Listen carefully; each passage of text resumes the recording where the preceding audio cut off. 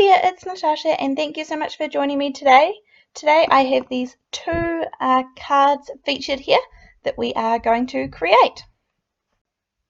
So first up, I have this die, and I showed this in a recent haul video. This die is actually gorgeous. This has stood out to me by far, so I had to get making with it. I have a black piece of cardstock here. This is a 4 1/4 by 5 1/2 inch piece of cardstock, and I am trying to roughly center this in the middle. I wasn't 100% sure of my design at this point. I just knew that this had to be the kind of focal image. So I'm doing the same here, and I'm running it through on a piece of 80-pound Nina Solar White. So I've got one in black that you can see cut out there, and then one in the white. I want to make sure that all the little pieces are going to stay intact because I am going to do some inlaid die cutting. So I'm just putting these wee pieces, the loose pieces, back in so that I can find them in soon. Then I have this double-sided adhesive here. This one in particular is from scrapbook.com. You could just use strips of double-sided tape. You could even use liquid glue. You can use whatever you have, really. There's different ways to do it for sure. But anyway, I'm using this because this is what I have, so this means that this whole surface here is all sticky.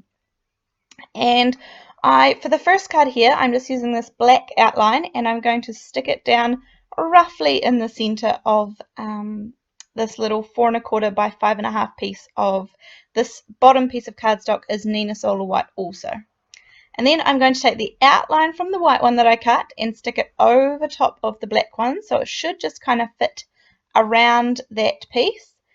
And now I am going to take my quick stick tool, and I'm going to put in everything that is not a flower, so all the little pieces in the white that is not a flower. This is literally a case of picking it up and putting it in, because the sticky is already there, so they just stick really well. But I have sped this up heaps and heaps because it's just a repetitive task. It didn't take me very long at all. All the pieces fit in super easy, and as I said, I am doing everything but the flowers. So this will effectively become a one layer card. I had some squeezed lemonade here, the Distress Oxide, and I'm just putting it down onto a little piece of Nina Solar White, and I want the flowers to be a kind of subtle-ish yellow. So I'm just flicking a little bit of water on here to get some texture to the yellow color of Distress Oxide, and then I'm going to blot it up with a little bit of paper towel. It doesn't do huge on the yellow, but it's kind of enough to see a little bit. Then I'm going to run that through my die cutting machine, and I don't need it to get the whole image. I am just going to be replacing the flowers. So I kind of carefully poke out the flower that I need, and then it's the same. You just puzzle piece them all right back in. So I did have to turn some of the leaves around so that I got them the right way, but apart from that, it is really, really easy. This whole process is really easy, and even putting all these little pieces in took me maybe 6 or 7 minutes for the whole image, so it wasn't super time consuming. And to be honest, with these cards, I just kept looking at it and thinking, this is the prettiest part ever. So I didn't really want to do anything else to the card. I thought about lots of different little bits and pieces, but in the end, I keep it super, super simple. So now I'm going to do the same thing, and I have exactly the same, another piece of cardstock here, and I'm going to put the outline down first this time. Not that it makes a difference, it just happens to be what I grabbed first. And then I'm just going to cut off that little bit of excess sticky down the side. And then I'm going to put in the black outline again, so I had to die cut another one. Make sure you have it the right way up, and that way it will fit nicely. And then so again, the middle of this is all sticky. I've done exactly the same process again, and I'm continuing to do exactly the same process by putting all of the little white bits in now. However, this time round, I've decided that with the flowers, so the flowers are the only part that is still sticky here, I'm going to use this Nuvo Pure Sheen glitter. This is like quite a fine glitter. It's kind of like a diamondy sparkle one. So I tip it all over and then use the release paper just to push down the glitter because I'm not a big fan of getting my fingers in all of the glitter.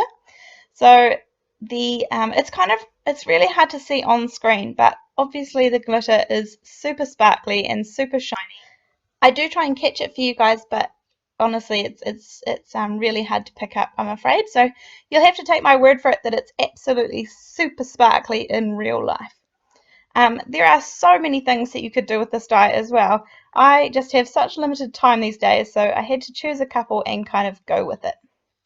Anyhow, I'm just sticking a little bit of scrap paper in between a card base and using the exact same Squares Lemonade Distress Oxide to give this a little border that will be exactly the same colour as the flowers were on the die cut inlay.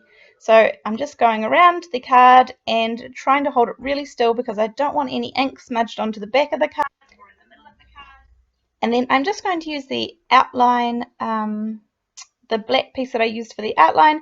I'm just going to cut this down ever so slightly because I centered the image enough in the middle. I will be able to use this as a matting layer and no one will be able to see that I'd actually cut things out of the middle of it. So I'm just cutting maybe like a 1/16 off the edge and then putting on plenty of glue on the back of that, just liquid glue. And then I'm going to adhere that down and center that onto my 110-pound Nina Solar White card base. So I want to make sure that I've got plenty of glue and center it up. And again, it doesn't matter which way the image is up because it will be hidden behind this card front anyway. So then I need to make sure that I can see the matting layer. So I need to take a little bit off each side of this image so that the image remains centered. And you can kind of see there, it's going to mat up really nicely. This is such a classic black and white card, and that's really the way that I wanted to keep it. So again, adding some nice liquid glue onto the back of that one. You could definitely pop these up with some foam tape or anything. That would look really nice too. And then I'm going to finish off my yellow card here. So exactly the same. I'm just going to trim off some of the edges so that you can see that matting layer there, so that you'll be able to see the yellow. And you have to remember here that my paper trimmer is actually cutting through 2 layers of cardstock plus the layer of adhesive. So that's why it is a little bit thicker to get through, but it is coping just fine. So there you go, you can see a nice kind of yellow layer around the outside. Add some liquid adhesive onto the back of that. And then I thought about sentiments, I thought about what I could add to these cards, but honestly, they were just so pretty as is.